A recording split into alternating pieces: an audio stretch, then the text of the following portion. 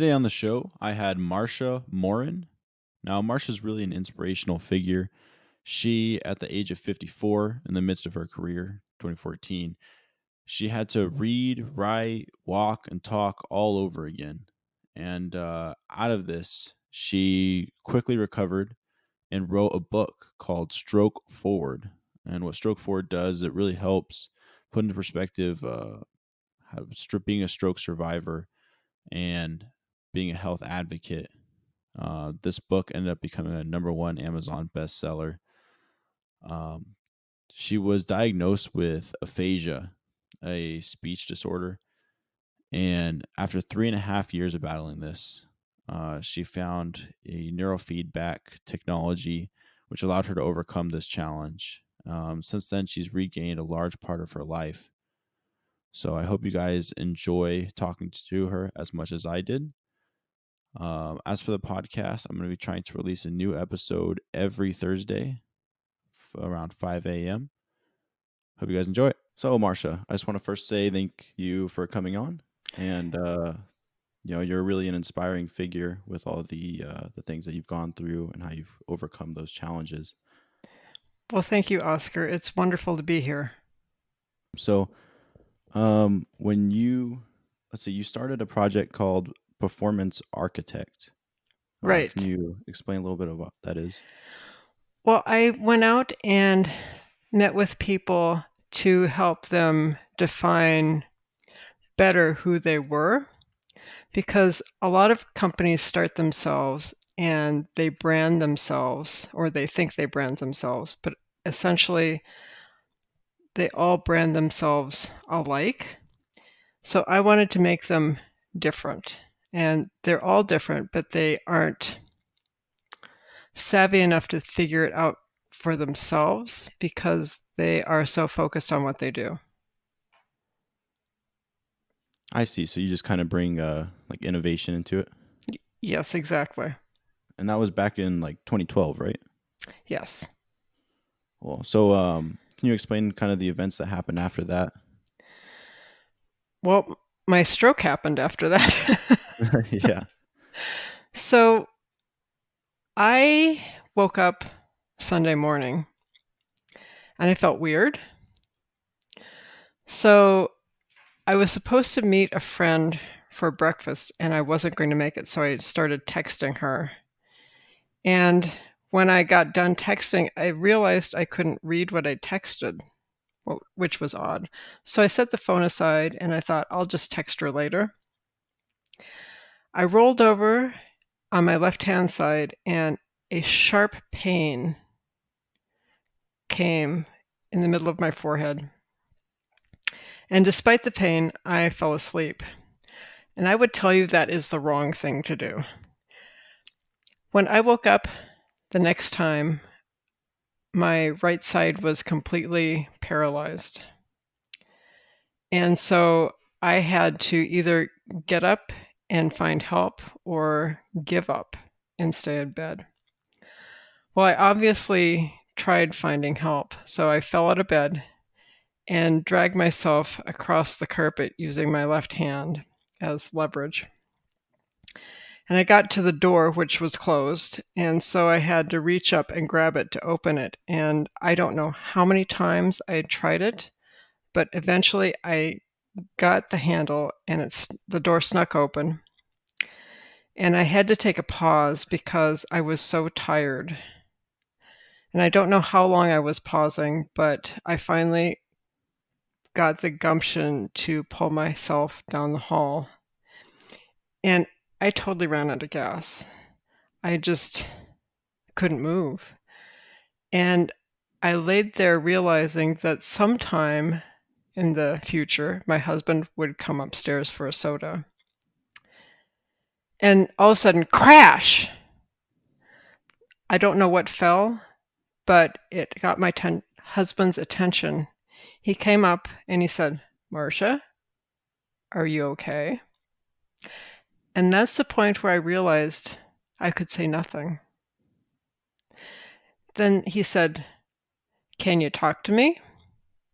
And I could say nothing. So he said, "I'm going to call 911," which he did. And I nodded, yeah, that's the right thing to do. And after we dialed the 911, he walked around the upstairs to see if he could figure out what had happened to me, and he couldn't find anything. So he just came down and sat beside me.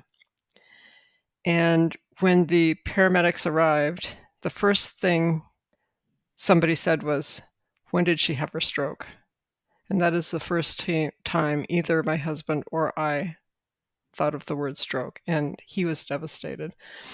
And I would say I would have been devastated, but I almost immediately lost consciousness. So that's my story. So what do you think would have happened if your husband wasn't home? I would have died. There's no doubt in my mind because it was in the morning, and if I'd gone a full day, I probably wouldn't have survived at all. Hmm. Yeah, it's very fortunate. What did you have any pre-existing conditions, or how old were you at the time? So I was 53, and 2 weeks before I'd gone to the ER because I had high blood pressure for seemingly no reason. And they sent me home without medication. And what was wrong is I had a carotid tear in, I had a carotid artery tear. And I think it tore at that point, but we didn't do anything. I didn't know to do anything. So when I went home, eventually my blood pressure got normal again, and my carotid artery tear, a clot broke off and went to my brain on March 30th, 2014. Wow. So after how long did it take for you to really become aware of the situation, after like, getting to the hospital? Well, again, I was unconscious. So when I woke up in the hospital, I noticed that somebody had dressed me in a hospital gown. Yeah, there was a needle in my arm, and I'm desperately afraid of needles. And my husband was with me, and I saw my husband, and I thought everything is going to be fine. Not that everything was fine, but having him there at that time made me feel comforted. Now, that evening, a therapist came by and said, "We're going to take a walk now." And I went, uh-huh, right. But she had a belt that she put around me, and she held me up with a belt, and we walked around the nurse's station. And I realized that most stroke patients are up as soon as they possibly can be because that's how they get better. So she had me up and walking the first day, but I wouldn't say it was working. Yeah. Yeah. So the next day, they actually took me to a hospital room, and the first thing the nurse did was take me to the bathroom while she went off to make the bed. And that is the worst thing that you can do for a stroke patient because they don't have muscles on, well, I didn't have muscles on my right-hand side. So I fell over, and my husband came into the bathroom with the nurse. And at that point, he realized that he had to become my advocate. And that was really important because neither my husband nor I knew what advocacy was. So every day that he was in the hospital, getting information in from the doctors, the nurses, the therapists, he had to assess whether or not he thought that was good advice or bad advice and make decisions on my behalf because I really couldn't speak much. And I would say that's a terrible way to have to learn to be an advocate. So essentially, that's why I wrote my book, because at least you have a foundation of advocacy to start from. Yeah, and I'm sure that that would be helpful for anybody that who needs to go through a situation like that and doesn't understand the procedures. Yep. What so what is someone supposed to do, right? If someone's having a stroke in front of you, what is like the proper procedures? Call 911 immediately. Oh, okay. I'm serious. So, with the coronavirus, Yeah. a lot of people are staying home rather than going to the hospital, and that is the wrong thing because they lose 1.9 million neurons a minute. So by the time they get to the hospital, they are in such bad shape that they either don't make it or they're severely they just have severe complications that they wouldn't have if they got to the hospital sooner. Moreover, with the COVID-19 virus, I saw today that people who are younger in their 30s and 40s are having strokes because it impacts the brain, and that's something that they didn't know before. So if someone is if they're having face drooping, their arm or leg is weak, they have slurred speech, call 911 if you can. Yeah. Yeah, it's crazy. I didn't know that. Seems like we're learning new information daily about COVID. Exactly. And it's frightening. Very. What is it like in Virginia over there? We're at house arrest. Oh, wow. So you can go out and you can get groceries, and you can go out and pick up dinner if you want some. But other than that, we're all staying at home. Interesting. Yeah. Yeah. Over here in Arizona, it's not really like that. They just recently closed places down, but already talking about reopening it up. Oh, wow. So are they not impacted much? The numbers are definitely increasing, but I don't think it's at a bad rate or at what Okay. they consider a bad rate for stay-at-home orders. Okay. But so you suffered, or how? What was the road to recovery like from your stroke? So I had 5 days in the hospital. I had 2 weeks in rehab. I had 6 weeks with home health care. I had 2 weeks off, and then I had 2 months of outpatient rehab. And then after my outpatient rehab, I hired a physical therapist, and she worked with me for a year. And at the end of the year, she actually had me walking to the point where nobody who didn't know me would realize I had had a stroke. Wow. Now, I can tell I had a stroke because I don't quite walk in sync, but if you were on the street and saw me, you wouldn't know. I had more problems with my speech, though. So they say that if you're not cured within the first 3 months of having a speech disorder, and I did one, I had aphasia, you probably will have it for life. And so I've tried to figure out, is there some way around this speech disorder because it was terrible. Every time I couldn't speak or I couldn't speak well, a little part of me felt like I died. So my self was feeling it was getting smaller and smaller and smaller. And so at 3.5 years, a doctor told me he thought I should try neurofeedback. And I looked at him and said, okay, so what is this? And why haven't I heard about neurofeedback before? So it turns out that neurofeedback is a device that attaches to your head with um, I guess you call them plates or something like that. So they Hmm. have 2 positive, 2 negatives, and a ground. And it also is connected to the computer.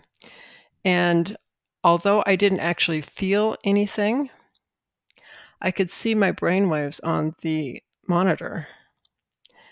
And I thought, well, this is really weird. So I'm not feeling anything. Is it really doing anything? Well, I actually spoke better that day. Wow. And so after 16 sessions, I spoke the same as I do now, which I think is amazing. Yeah, yeah, that's definitely crazy. Yeah. So it does something. So it actually, if you use a computer, it's like it's turning your computer off and then on again. So I'm having a reboot. So I see. that's, oh, go ahead. Yeah, no, I'm not really like familiar with what it is. Is it like a small device that you just carry around your hip, or is it like an entire computer? So it's about the size of 2 large smartphones stacked on top of each other. And it is um, linked to a computer, and the device has 8 leads, or 5 leads that are connected to your head, 2 positive, 2 negative, and a ground. And in essence, what it's doing is it's delivering a very small output of energy to your head. So it's 1/100th of a AAA battery. That's how small it is. And it's like it's turning off your computer and turning it on again. It's that easy. Wow. So and that took using that, you said 16 sessions. How long was it before you could speak fluently again? So I spoke probably fluently 5 or 6 sessions in, but they want to make sure that you keep it. So that's one of the things that's really interesting about the neurofeedback device is that you don't really degrade after you reach a certain point. And so I have been back for 1 session afterwards. I don't know, maybe it was 3 or 4 months afterwards. But since then, there's been no degrade. So he's trying to make sure that I am in a steady state when he releases me from my neurofeedback sessions. I see. So do you feel as if you're about the same as you were pre-stroke? I do. So I know that I have a few things that are off, but I feel probably 95 to 98% normal. That's awesome. Yeah. So what after recovering from your stroke, what were some of the things that you did afterwards after experiencing this? Like, what do you mean? Uh let's see. So what specifically like what is stroke forward? Okay, so Stroke Forward is really the name of my book. And I turned that into the name of my website, the name of Yeah. all my social media.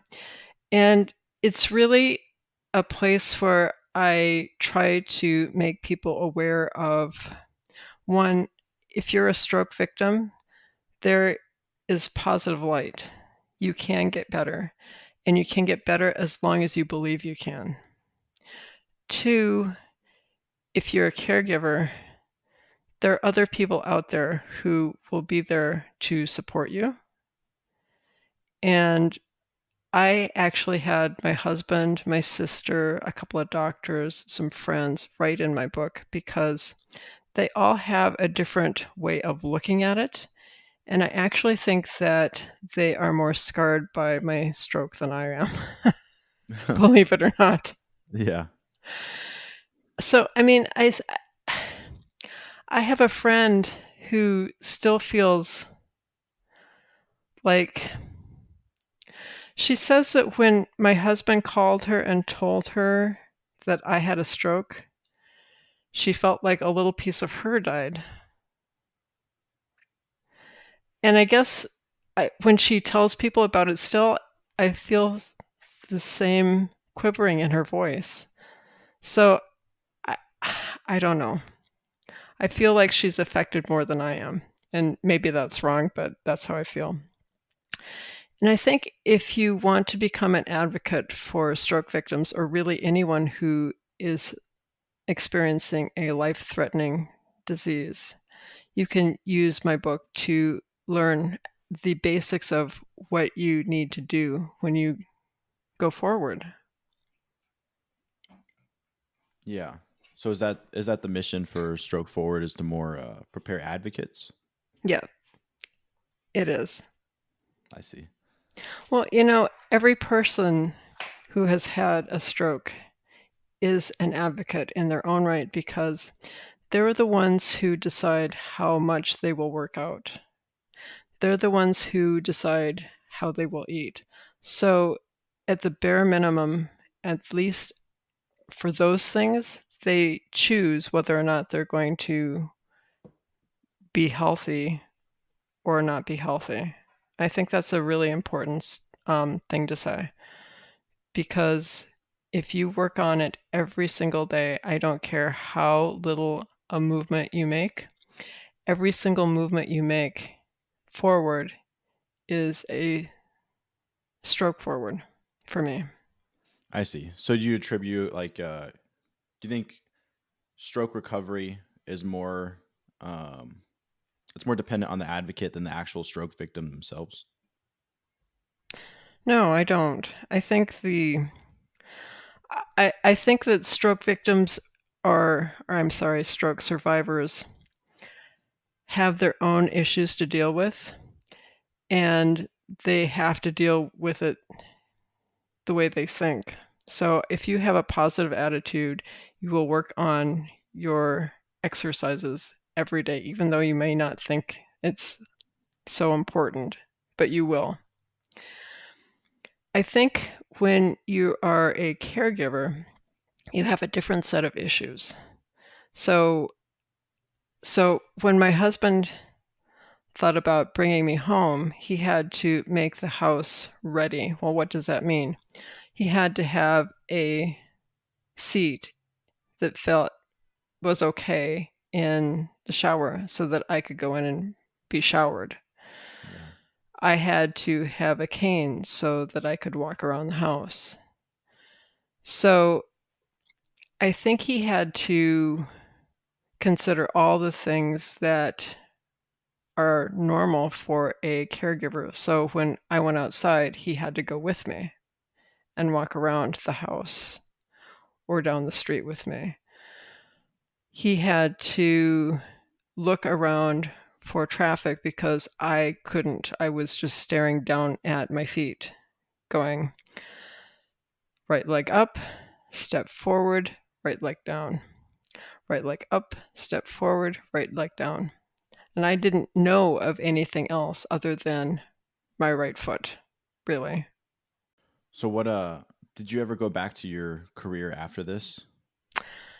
I didn't. So I thought I would be ready for a job about a year and a quarter after my stroke. So I polished up my resume. I sent it out to 4 or 5 companies, and I got 2 responses back.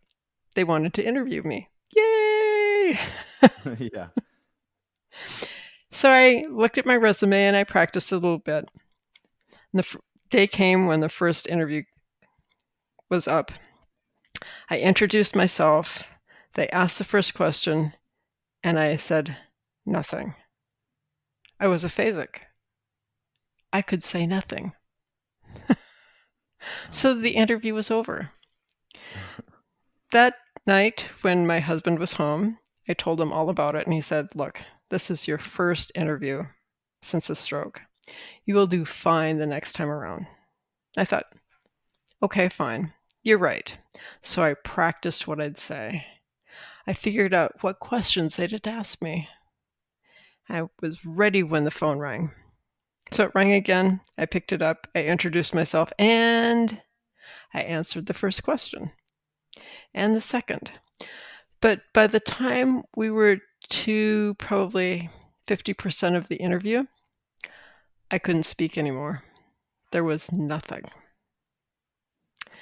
And so I hang up the phone and I realized that I had to be better at speaking if I were going to find a job. But when I got around to speaking better, I had also gotten around to writing my book. And so I figured that I could either find a job or I could make the book the important thing that I'm going to look forward to. Because I think by making sure that the book is available, it's going to tell people my story, but more importantly, it's going to tell them the things that they might try so they can also try them and other things to get better. Yeah, and I think the book is very important. I mean, you overcame some very tremendous obstacles. Hmm. Yeah. So what exactly is your next step, I guess? Well, I'm doing podcasts. Yeah. And I think I'm going to try to work with the stroke associations that are doing Zoom because they're doing Zoom and bringing a group of people together. And that's interesting because I'm finding out so much more about people in Oregon or California or here and the things that they're doing to figure out how to get over the humps that they're having because every stroke is different. So I find it really comforting to know that my experience with neurofeedback helps people in California or Oregon who have aphasia as well. And so when I talk to people on the West Coast about my experience with neurofeedback, they go, maybe it will get me better. How can I do that? And I tell them, and they go, okay, so I'm going to call myself and see if anybody here will do the same thing to me. And it looks like the president of the company that did the neurofeedback machine for me is going to be in touch with people who want to do neurofeedback themselves, and it looks like it's going to come together. So I think that's really important. Yeah. Yeah, it definitely is. Is neurofeedback a newer technology? No, it's actually been around for 15 years or more. And before neurofeedback, it's called biofeedback. So that's been around since the 50s or 60s, I think. Is aphasia a common symptom of from strokes? Yeah. So people who have strokes on the left-hand side of their brain are likely to get aphasia, and it impacts 40% of the people who have a stroke. So if you are left-handed and you have a left-handed stroke, you might be able to speak. And I don't know why, but for some reason there's some wiring that's a little bit different for left-handed people. But other than that, most people that have left-handed strokes also have aphasia. Interesting. And I'm assuming yours was a left-handed stroke. It was a left-handed stroke, yeah. Okay. Can you tell me a little bit about your art? Oh, my chicken? Your chicken. Okay, so I used to watercolor paint. Mhm. And I actually sold a painting. I was getting really excited because, yay, I'm pretty good. After my stroke, Oh no. yeah, I couldn't paint anything. So I actually had lessons. And the woman who taught the lessons had about 6 people in her class. And I showed up and she said, pick anything you want out of any of those books and I'll get you started. And I said, I'm going to do this chicken or rooster. I don't know what it was. And she opened it up and she said, okay, so I'm going to have you start with pencils. And okay, so I didn't have much oomph in my stroke, so it was very light. And my stroke was also maybe an inch long, so I had no movement really. So it took me 2 months. And when my chicken was done, it was leaning over to the left-hand side, and it looked like it had been mowed down by a fox. It was so sad. But I decided to give another drawing a try, and so I tried doing a stag, I guess it was. And I was getting better at my strokes, so I was a little bit of movement in them. Not much, but they weren't all straight strokes. And it was stronger as well. So I finished that up in 2 months' time.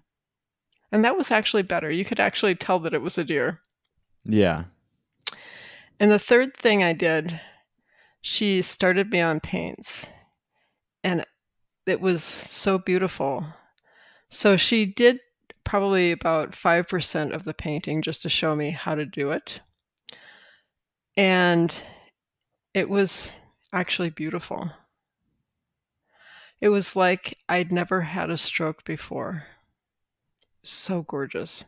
Now, of course, I don't paint like that at home, Yeah. but I feel like in that moment when I was painting, and by the way, it also took me 2 months, but when I was finally painting and with her guidance, I felt like I could do anything. Yeah. But my painting isn't as succinct as it was. I'll just say that. I see. Do you think that would like add a uniqueness to it? Like the fact that you suffered a stroke and like in your artwork? That's not how I view it. I look at it and I go, oh, it's not the way I want it. I see. I still paint, but when so I painted my friend's dog and gave her to her for Christmas. And I don't think it's that good. Now she loves it, but I look at it and go, yeah, but it could be better, you know? So I'm still at the point where I still think I need to improve. We see the future being for stroke forward specifically. Well, I would love to be on a TED Talk. And I think that next year would be a good time for that Yeah. because I'm learning to talk better in public. And I think that the next thing I'm going to do is become more of the nationwide community of stroke victims or stroke survivors. And I think that's possible because we've become more cognizant of what Zoom does. So I don't have to be there, but I can interact with them via Zoom. I think I will go into writing a workbook for stroke survivors because I think they need to have a place where they can call their own. And it is specifically designed for them by a stroke survivor herself. Yeah, I think with Zoom and all those, we kind of realize now that we can have these big meetings over the internet. I mean, I know we had email and all that kind of stuff before, Right. but it feels more aware that we can actually do that and have these meetings and talk to people instead of having to go see them in person or have conventions or conferences. Yeah, isn't that weird, Oscar? It Yeah. it was right in front of us. I would say if this has happened 20 years ago, it would be a completely different effect than it is now. But now I can see the people that I work with. I can see the people that are having these meetings. And although it's not the same as being there, it's quite similar. Yeah, I wonder how much that'll actually go back after all this is over. I think that we'll be on Zoom or Skype or whatever for the end of time or the Yeah, because next. Oh, go ahead. even teleworking, most companies are just saying that they're going to do telework indefinitely. Yep. Well, good for them. Yeah. So, how has video conference impacted the way you're working? Uh, for me personally, not at all. I actually still go to work, so Okay. yeah. But that's I believe it's only essential personnel that are going into work. Right. So, my husband works for the government and he's been stuck at home for, I think it's been 5 weeks, maybe more. It's weird. It's nice, but it's weird. It's like the Yeah. house used to be my place. But he works downstairs, I work upstairs. So it all works fine. Yeah. I mean, I work for government too. Maybe your husband wants to switch jobs, so I could stay home instead. I don't think so. No. For one thing, he's on the East Coast.